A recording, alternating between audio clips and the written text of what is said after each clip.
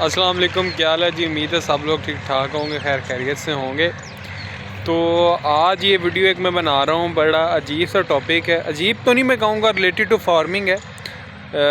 सिलसिला ये हुआ है कि एक मुझे कॉल आती है मेरे नंबर पे, और वो एक बड़ी प्यारी सी आवाज़ थी, मीठी सी आवाज़ थी। और एक बुज़ुर्ग थे, मुझे तो बुज़ुर्ग बाय एज लग रहे थे। कॉल ये थी कि भाईजान उन्होंने करनी है फार्मिंग, और मैंने उनसे कोई सवाल वगैरह पूछे कि आप करते क्या हैं, आपका तजुर्बा क्या है, रहते कितने हैं, गांव में रहते हैं, किधर रहते हैं मतलब आप। तो खैर बातें होती रही। उन्होंने शॉर्ट में जितना कर सकता हूँ इस चीज़ को मैं शॉर्ट करने की ट्राई करता हूँ। तो उनसे तकरीबन मेरी 1 घंटे 1.5 घंटे की कॉल पे बात हुई है। तो उनसे सवालात किए मैंने कि आप करते क्या हैं। तो उन्होंने कहा मैं एक टीचर हूँ, रिटायर्ड टीचर हूँ, और मुझे पेंशन मिली है, रिटायरमेंट की जो पैसे मिलते हैं वो सारी मिली है मुझे। तो अब आगे हालात बहुत ज़्यादा टाइट हैं पाकिस्तान के, और वैसे भी दुनिया के हालात ज़रा टाइट हो रहे हैं। तो कोई बिज़नेस चलाना चाहते हैं, हम कोई दुकानदारी कर नहीं सकते, क्योंकि दुकानदारी एक 24 घंटे का काम है, रोज़ाना का काम है। तो और बहुत सारी चीज़ें ऐसी हैं कि बहुत सारे बिज़नेस हमने ट्राई करने की कोशिश की है, लेकिन हमें समझ नहीं आई। तो हमें आजकल ये बकरी फार्मिंग और ये बछड़ी फार्मिंग या कोई भी मतलब लाइफ स्टॉक से रिलेटेड फार्मिंग का शौक़ पैदा हो गया कि इसमें बड़ा पैसा है। तो आप बताएं हम किस तरीके से स्टार्ट करें, हम बकरी फार्मिंग शुरू करना चाहते हैं। तो मैंने उनसे पूछा कि आपकी कितनी ज़मीनें हैं, ये क्या सीन है। कहते कोई ज़मीन नहीं है हमारे पास, कुछ भी नहीं है, और बस पैसे हैं हमारे पास, ना कोई तजुर्बा है, ना ही कोई हमारी फैमिली में ऐसा बंदा जो बकरी देखना, यानी मतलब जिसने बकरी रखी ही नहीं है, कोई जानवर रखा ही नहीं है आज तक। बस जो उनका बेटा है वो भी टीचर ही है। और मुझे बड़ी हैरत हुई। मैं कहा अंकल जी देखें, आप वाइट कॉलर लोग हैं और जॉब करते हैं, टीचर हैं, आपके बेटे भी टीचर हैं, तो आपको क्या ज़रूरत है इस साइड पर आने की। मतलब ठीक है, एक अच्छी चीज़ है ये, लेकिन जब मेरे ख्याल से नौकरी से गुजारा नहीं हो रहा आपका, तो कहते हैं बेटा आजकल जो हालात है नौकरी से गुजारा कोई नहीं हो रहा। पहले हम कहते थे कि हो जाएगा, ये हो जाएगा, वो हो जाएगा, लेकिन कुछ भी नहीं होता नौकरी से ना। तो खैर काफ़ी बातें होती रही, मैं भी बड़ा दिल बर्दाश्ता हुआ उनकी बातें सुन के। और एक एज का फैक्टर भी होता है कि इतने बुज़ुर्ग मुझसे मशवरा मांग रहे हैं। तो खैर यूँ बातें चाहते होते रही। मैंने उनको सारा बताया कि आप इस तरह कर सकते हैं। उन्होंने नस्लों का पूछा कौन कौन सी बकरी में नस्लें हैं। हमें तकरीबन 5-6 महीने हो गए हैं, और हम सर्च कर रहे हैं कि कौन सी बकरी प्रॉफिटेबल है, कौन सी नहीं है। तो कहते हैं कि बीतल पे काम हो रहा है, सारी चीज़ों पे काम हो रहा है। मैं अंकल जी आप जिस इलाके से हैं उस इलाके की नस्ल पे काम करें। तो वो पाकपतन वाली साइड पे थे। मैं कहा आपको जो पाकपतन है इसमें मक्खी चीनी भी इजीली मिल जाएगी, और जो बीतल भी कई बहुत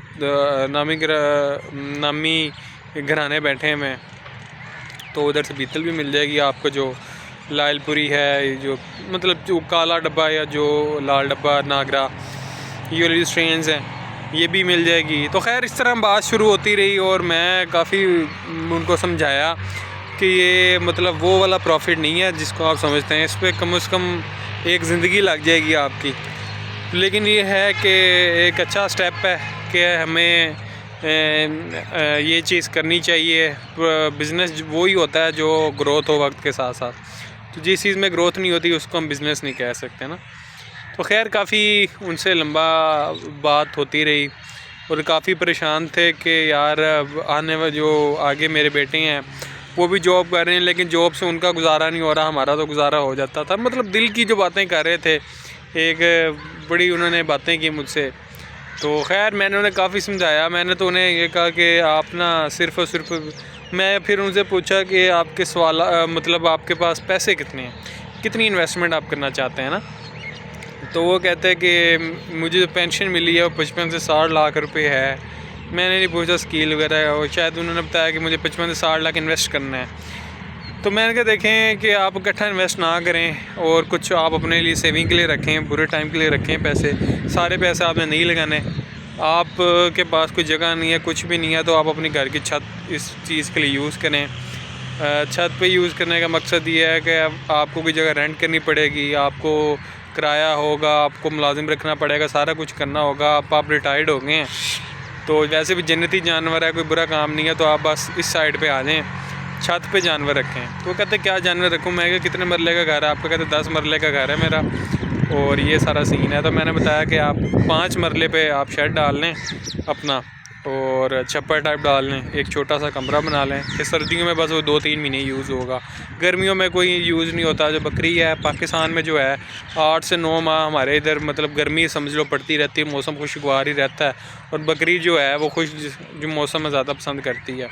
सर्दियों के आपने 2-3 महीने उनको प्रोटेक्ट करना है और कुछ करने की ज़रूरत नहीं है। तो खैर काफ़ी लंबी चौड़ी बात हुई, उनको मैंने काफ़ी किया, उनको कई लोगों ने गलत गाइड किया हुआ था कि आप इस तरह करें 4-4 लाख की बकरियां ले लें और 6 महीने बाद वो होगी 1-1 लाख का बच्चा उनका होगा और इस तरह आपके तो पहले महीने ही 6 महीने में पैसे पूरे हो जाएंगे और बाकी आपकी सारी बचत ही बचत है।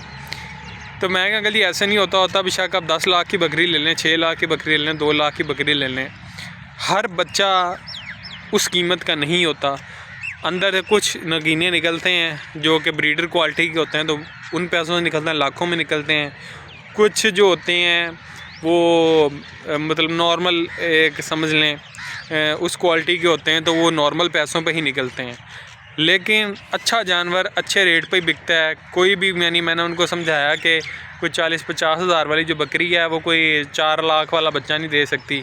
हाँ, लेकिन 4 लाख वाली बकरी 4 लाख वाला बच्चा लाजमी दे सकती है और अगर ब्रीडर अच्छा हो तो 10 लाख, 6 लाख, 7 लाख या जितने भी लगा लो, वो बाकी शौक़ की बातें हैं तो उसमें कर सकती हैं। तो आप ये ज़रा डायरेक्शन में चलें, इन बातों में ना आए कि आप उससे वो ख़रीदें। फिर वो बंदा जिसने समझाया वो कह रहा था कि आप ना हमसे ही बकरी लें, 2.5 लाख रुपए की हमारी रेट लगा तो हम 3 लाख की दे देंगे। खैर हाथ भी मेरे थक गए। तो खैर मैंने उन्हें काफ़ी समझाया तो वो तो कह रहे थे कि नहीं है क्वालिटी चाहिए। मैं कहा अंकल जी आपको देखें आइडिया नहीं है आपने जानवर रखना कैसे है और पार्टनरशिप ना कीजिएगा। मैंने उन्हें काफ़ी समझाया कि पार्टनरशिप में कोई बचत नहीं होती, पार्टनरशिप का कोई फ़ायदा नहीं है।